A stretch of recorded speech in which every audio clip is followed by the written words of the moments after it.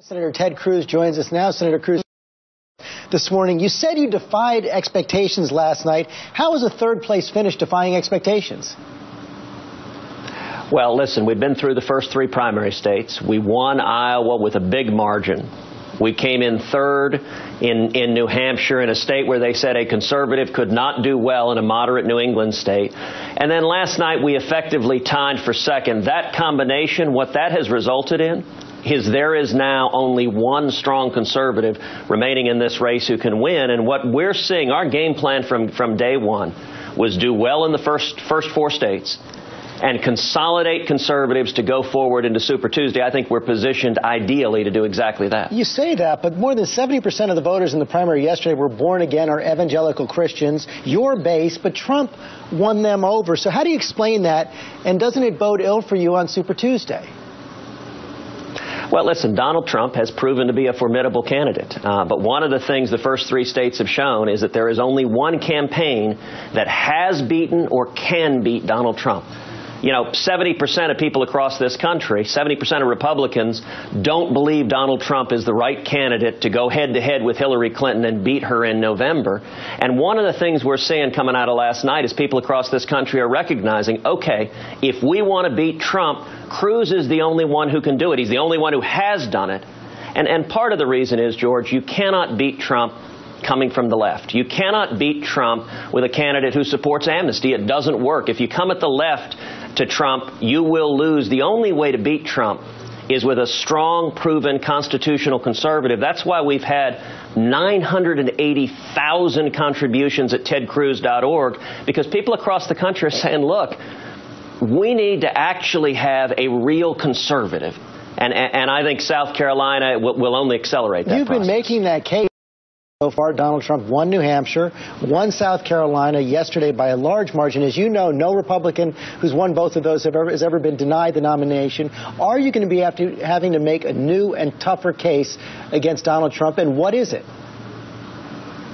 Look, a primary is an ongoing conversation. Everyone in the media said Trump was going to win Iowa. We then had the largest turnout, earned more votes in Iowa than any Republican in history.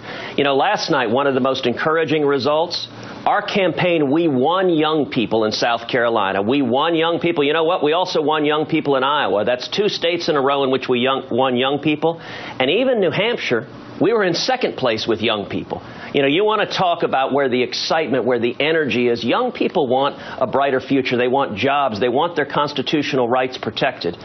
And I got to say, one of the things that was remarkable is if you look at South Carolina, we had millions and millions and millions of dollars of attack ads coming against us. We had Marco, who was just on, was endorsed by a very popular governor of the state, very popular senator, very popular congressman. All the establishment circled their wagons around Marco, and yet he still only came in second after his campaign promised everyone they were going to win the state. You know, frankly, if I'd have done that in Iowa, look, in Iowa, we had the heavy hitters come behind our campaign. If we'd have come in second or third, you guys would have barbecued us for having all the big hitters behind us and not winning it. Well, we won Iowa. And even though all the big hitters were behind one of our opponents in South Carolina, we still effectively tied for second. And what we're doing systematically, nationally, is unifying conservatives. That may be true, but as long as you and Marco Rubio are going after each other, doesn't that give Donald Trump a clear path? Look, no doubt, and I thought the question you asked Marco a minute ago about why he's afraid to take on Donald Trump is a great question. You know, if you look at Donald devotes all of his time and energy, all of his money. That demonstrates that Donald sees me as the only real threat to him, and for that matter, Marco devotes all of his time and energy to attacking me as well. He's been unwilling or afraid or for whatever reason, he won't take on Donald Trump. If you want to beat Donald Trump, you've got to go with the only campaign that has demonstrated we can beat Donald Trump. And I'll tell you, going into Super Tuesday, I think we are positioned 9 days from today to have an amazing day in Super Tuesday. Our base on the ground is strong. And listen, Republicans want a real conservative. They don't want someone like Donald Trump, who supported Jimmy Carter and John Kerry and Hillary Clinton, who supported expanding Obamacare into socialized medicine, who supported the Wall Street bailouts and cronyism and the Obama stimulus. They want instead someone who will stand up to the Washington deals. We will be watching. Senator Cruz, thanks for joining us this morning.